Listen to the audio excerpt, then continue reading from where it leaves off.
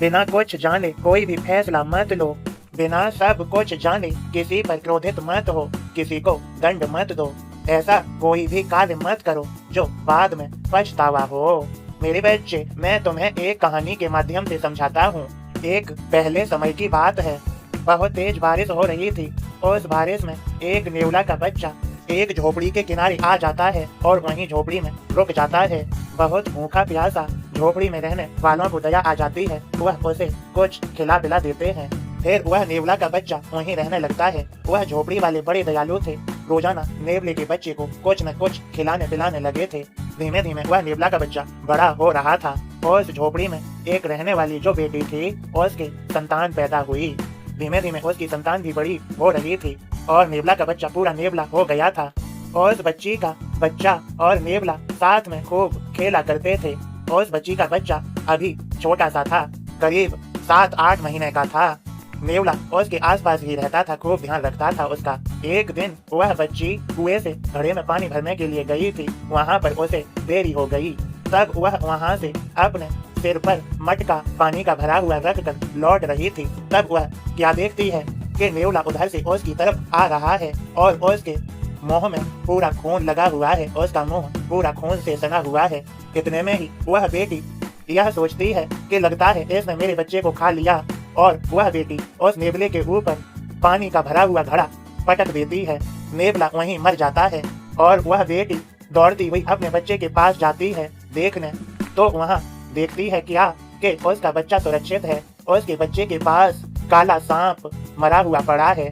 नेवले ने तो उसके बच्चे की रक्षा की, सांप से बचाया, लेकिन उस बेटी ने अपने मन के संशय से जाने अनजाने में उस नेवले की जान ले ली। फिर उस बेटी को पछतावा हुआ। इसलिए मेरे सभी बच्चों, याद रखो, कभी भी बिना जाने अनजाने में कुछ भी देखो और मन में गलत सलत विचार न करो, गलत फैसला मत लो। कुछ ऐसे फैसले हो जाते हैं जिससे फिर जीवन भर पछताना पड़ता है। इसलिए याद रहे, मैं तुम्हें समझाना चाहता हूँ, श्रद्धा सबूरी, एकदम से कुछ भी बिना जाने कोई भी फैसला या कोई भी कार्य मत करो। समझो अच्छे से मेरे बच्चों। अब मैं तुम्हें यह समझाता हूँ। यह 6 विकार हैं मनुष्य के। पहला, काम। काम बड़ा बलशाली है। यह बुद्धि को, यह सोचने समझने की शक्ति को कम कर देता है और इससे क्रोध उत्पन्न होने लगता है और क्रोध बड़ा विनाशक है। इस क्रोध ने अच्छे अच्छों का विनाश कर दिया। और लोभ, यह लोभ भी बड़ा विनाशक है। लोभी व्यक्ति अपने शरीर को और अपने आसपास के अपने प्रियों को जो उसके आसपास रहते हैं उन्हें जीवन में सुख नहीं दे पाता, अच्छे से जीवन नहीं बिता पाता। और मोह बड़ा खतरनाक है। यह अगर हो जाए तो यह सिर्फ अपनी खुशी चाहता है, अपना भला देखता है। दूसरे को तकलीफ हो रही है यह नहीं देखता। दूसरा कुछ भी है, या कोई गाड़ी से मोह हो गया है तो वह गाड़ी खराब हो रही है यह नहीं देखता, बस उस गाड़ी को कबाड़ कर देगा लेकिन छोड़ेगा नहीं। यह मोह है।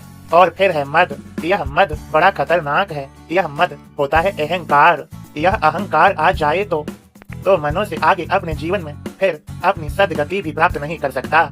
यह अहंकार उसका विनाश कर देता है।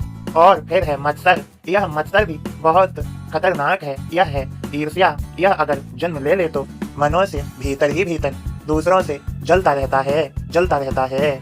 यह विकार मनुष्य के जीवन पटल पर उसका जीवन जीना हराम कर देते हैं, उसे जीवन अच्छे से जीने नहीं देते। इसलिए मेरे बच्चों, श्रद्धा सबूरी रखो और इन विकारों को अलग जाने दो, एक साइड कर दो और तुम श्रद्धा सबूरी रखकर आगे बढ़ सकते हो आसानी से, जीवन को अच्छा बना सकते हो आसानी से। मेरी दी हुई श्रद्धा सबूरी तुम्हारे जीवन के लिए, तुम्हें अच्छा श्रेष्ठ सफल बनाने के लिए बहुत जरूरी है। तुम्हारा जीवन सुखमय बनाएगी यह मेरी श्रद्धा सबूरी। मैं तुम्हें सभी को श्रद्धा सबूरी देता हूँ और मैं बदले में भी तुमसे श्रद्धा सबूरी ही चाहता हूँ। तुम भी मुझे श्रद्धा सबूरी दो। मैं तुम्हारे साथ हूँ। फिर तो सब देखूंगा, मैं सब संभालूंगा, तुम फिर मेरे हो। याद रखो, एकदम से तुरंत कोई भी फैसला मत लो।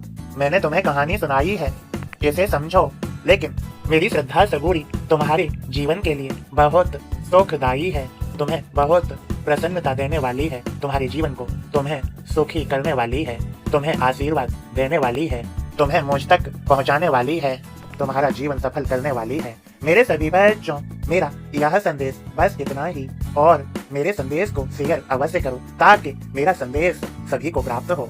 खुश रहो, प्रसन्न रहो। मेरा सभी को आशीर्वाद मिल गया है। सबका मालिक एक